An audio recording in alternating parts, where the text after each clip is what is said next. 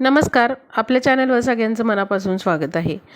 तर यावर्षी 2026मध्ये वटपौर्णिमा नेमकी कधी आलेली आहे, त्याचबरोबर वटपौर्णिमेचा शुभ मुहूर्त कोणता आहे, म्हणजे वटपौर्णिमे दिवशी वडाच्या पूजनाचा जो शुभ मुहूर्त आहे तर तो कोणता आहे हे देखील मी या व्हिडिओमध्ये सांगणार आहे। त्याचबरोबर वटपौर्णिमेचे पूजन करत असताना विशेष करून महिलांनी या 2-3 चुका ज्या आहेत तर त्या करायच्या नाहीत। बऱ्याच महिलांना या गोष्टी माहीत नसतात, त्यामुळे बघा, जरी तुम्ही या गोष्टी करत असाल आणि तुमच्याकडून काही चुकून गोष्टी होत असतील तर यावर्षी तरी आपल्याला अशा या गोष्टी ज्या आहेत, ज्या वटपौर्णिमे दिवशी करायच्या नसतात, तर त्या देखील मी तुम्हाला सांगणार आहे। आता बघा, वटपौर्णिमा हा जो सण आहे तर तो सौभाग्याचा सण समजला जातो।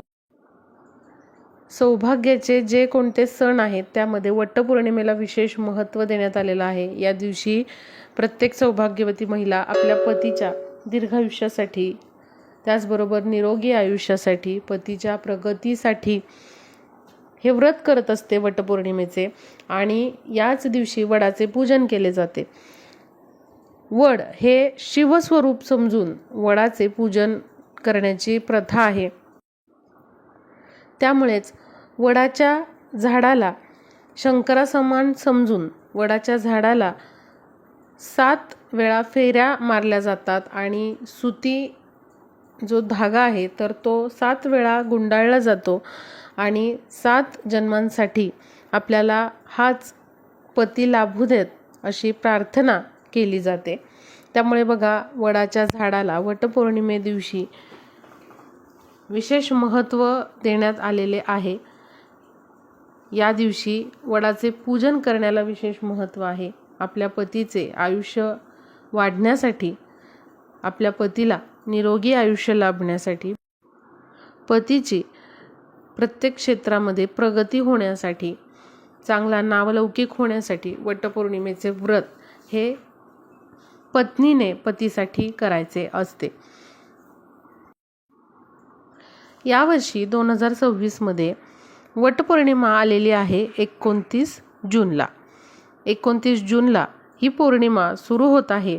ज्येष्ठ पौर्णिमेला वटपौर्णिमा साजरी केली जाते। त्यामुळे बघा, यावर्षी 29 जूनला सोमवारी ज्येष्ठ पौर्णिमा आलेली आहे आणि ही पौर्णिमा जी आहे तर ती 30 जूनपर्यंत असणार आहे। मात्र 29 जूनला सोमवारीच वटपौर्णिमेचे व्रत हे केले जाणार आहे। आता ही ज्येष्ठ पौर्णिमा कधी सुरू होत आहे आणि कधी संपत आहे ते मी आधी तुम्हाला सांगते। 29 जूनला सोमवारी पहाटे 3:06 ज्येष्ठ पौर्णिमा सुरू होत आहे आणि ही पौर्णिमा 30 जूनला मंगळवारी पहाटे 5:05 पर्यंत असणार आहे। त्यामुळे आपल्याला ज्येष्ठ पौर्णिमेच्या दिवशी म्हणजेच 29 जूनला सोमवारी वटपौर्णिमा हा सण साजरा करायचा आहे। आता आपण शुभ मुहूर्त बघूयात। वटपौर्णिमे दिवशी एक विशिष्ट असा शुभ मुहूर्त असतो आणि जर या शुभ मुहूर्तामध्ये तुम्ही वडाचे पूजन केले तर त्या पौर्णिमेचे शुभ फळ तुम्हाला प्राप्त होत असते। त्यामुळे वटपौर्णिमे दिवशी तुम्ही जमल्यास या शुभ मुहूर्तामध्ये वडाचे पूजन करण्याचे प्रयत्न करा। तर 29 जूनला सोमवारी पहाटे 6 वाजल्यापासून ते सकाळी 11 वाजेपर्यंत वडाच्या पूजनाचा शुभ मुहूर्त आहे। त्यामुळे वटपौर्णिमे दिवशी तुम्ही या शुभ मुहूर्तामध्ये वडाचे पूजन करू शकता। पण काही महिलांना जर शक्य झाले नाही या शुभ मुहूर्तामध्ये वडाचे पूजन करणे, तर तुम्ही पहाटे 6 वाजल्यापासून दिवसभर कधीही हे पूजन करू शकता। दिवस मावळायच्या आत आपल्याला वडाचे पूजन हे करायचे आहे।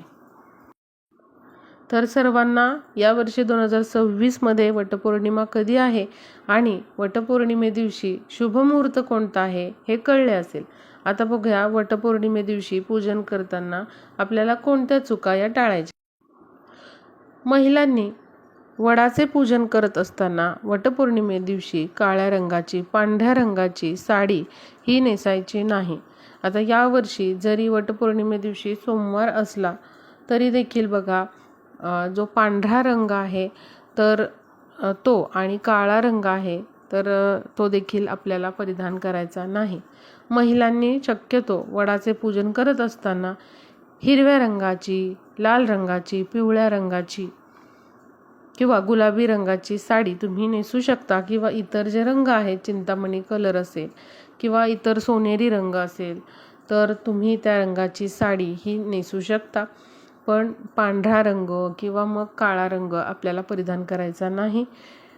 एखादी थोडीशी शेड असेल त्यामध्ये तर चालू शकते, पण पूर्णच साडी काळी आहे किंवा पांढरी आहे तर आपल्याला अशा साड्या नेसायच्या नाहीत. किंवा अगदी डार्क नेव्ही ब्ल्यू कलर असतो, अगदी डार्क निळा असतो तर तो देखील तुम्ही परिधान करू नका. इतर रंगाच्या साड्या तुम्ही परिधान करू शकता. किंवा ज्यांना साडी नेसायची नसेल तर एखादा सुंदरसा ड्रेस तुम्ही वेगवेगळ्या रंगाचा असू शकतो तो, तर असा ड्रेस तुम्ही एखादा सुंदरसा परिधान करू शकता. दुसरी गोष्ट म्हणजे जे पूजेचं साहित्य आपण वडाच्या पूजनासाठी वापरणार आहोत तर ते साहित्य हे चांगलं असावं. फुलं, जी फळं आहेत तर ती ताजी असावीत याकडे तुम्ही लक्ष द्या. खराब झालेली फुलं आहेत किंवा फळं आहेत तर अशी फुलं पूजनासाठी वापरू नका.